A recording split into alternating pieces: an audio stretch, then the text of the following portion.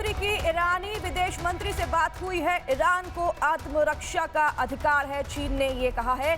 हमले के बाद ईरान का पलटवार जायज है, चीन ने ये भी बयान जारी किया है। चीन के विदेश मंत्री ने ईरान के विदेश मंत्री से टेलीफोनिक कॉन्वर्सेशन की है और उन्होंने बयान जारी करते हुए कहा कि बदले में ईरान ने जो कार्रवाई की वो जायज है और अपने सुरक्षा के लिए ईरान ने ये कार्रवाई की है। चीन के विदेश मंत्री साफ तौर पर ये बयान जारी करते हुए समर्थन ईरान को दे रहे हैं और ये बातचीत हुई है, टेलीफोनिक कॉन्वर्सेशन हुई है चीन के विदेश मंत्री और ईरान के विदेश मंत्री के बीच में, जिसमें कई ज्यादा मुद्दों को लेकर बातचीत तो हुई है। इसी के बाद टेलीफोनिक कॉन्वर्सेशन के बाद ये बयान सामने आया है चीन की तरफ से, जिसमें उन्होंने कहा ईरान ने जो भी जवाबी कार्रवाई की वो बिल्कुल सही है।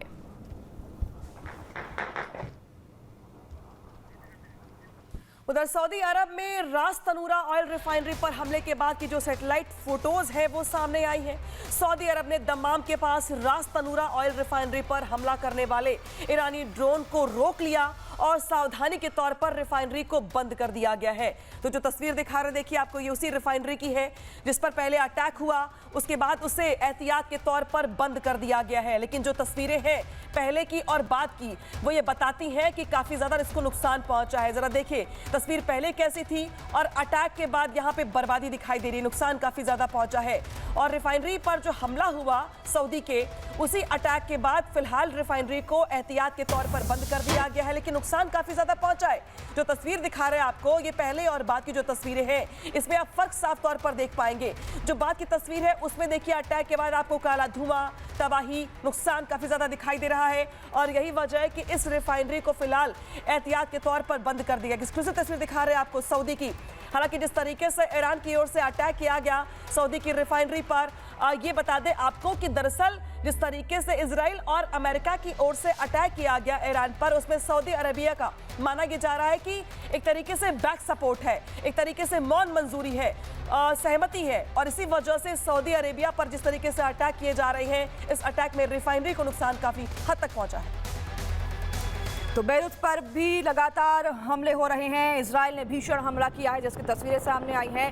पहला हमला जो है उसकी तस्वीरें आप देखिए, पहला धमाका, दूसरा धमाका और फिर तीसरा धमाका। बेरूत में लगातार बम बरसाए जा रहे हैं, आसमान में सिर्फ और सिर्फ काला धुआं नजर आ रहा है। हिजबुल्लाह के ठिकानों पर खास तौर पर टारगेट करके बम बरसाए जा रहे हैं। ये तीन तस्वीरें आप देखिए, बेरूत में भी लगातार बमबारी जारी है और खास तौर पर हिजबुल्लाह के ठिकानों पर निशाना बनाकर आईडीएफ हमले कर रहा है और आईडीएफ ने साफ तौर पर कह दिया है कि हम हिजबुल्लाह के ठिकानों को नष्ट करेंगे और उसी सिलसिले में बमबारी लगातार जारी है, जिसकी तीन तस्वीरें टेलीविजन स्क्रीन पर।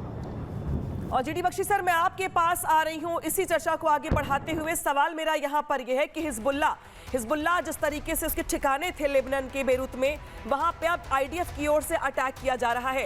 हालांकि 2023 में जब इजराइल पे अटैक हुआ था तो हिजबुल्लाह ने कितनी अहम भूमिका निभाई थी ये आपको भी याद होगा। लेकिन अब आईडीएफ के टारगेट पर लेबनान में वो इलाके हैं जहां से एक्टिव रह के हिजबुल्लाह अटैक कर रहा है और अब भी हिजबुल्लाह के अटैक शुरू हो गए पलटवार के तौर पर।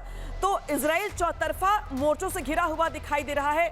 खाड़ी में तो घमासान है, लेकिन मुश्किलें सबसे ज्यादा इजराइल के लिए भी दिखाई दे रही है कई मोर्चों पर। देखिए, इजराइल की सबसे बड़ी जो एक थ्रेट परसेप्शन थी, two front war, Israel Iran दक्षिण से और हिजबुल्लाह उत्तर से। हिजबुल्लाह के पास 1.5 लाख मिसाइल थे, रॉकेट थे, इतने सोफिस्टिकेटेड नहीं थे लेकिन थे। 30-40 हजार भी फायर हो गए तो काफ़ी नुकसान हो सकता है और कुछ नहीं तो इजराइल के एयर डिफेंस कॉम्प्लेक्स कर सकता है। उसके मिसाइल्स कई फालतू वेस्ट जाएंगे इन लो ग्रेड रॉकेट्स को रोकने के लिए।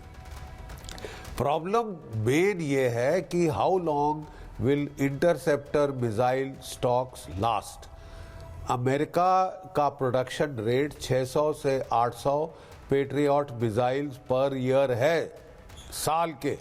कितने वो दे चुके हैं यूक्रेन को, कितने इजराइल को, अब बचेंगे कितने? कितने दिन फायर कर सकते हैं आप ताबड़तोड़? और एक टाइम आ जाएगा जब आपके इंटरसेप्टर मिसाइल खत्म हो जाएं तो फिर क्या होगा?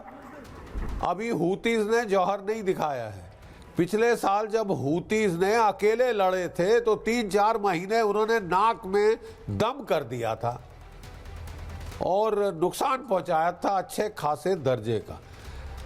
खैर ये सब छोड़िए, मैं एक सीधा सवाल, थोड़ा सा मुझे वक्त दीजिए, एक सीधा सवाल रेज करना चाहता हूँ।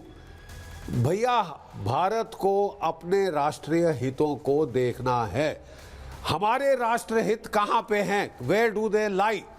ये जानना बहुत ज़रूरी है।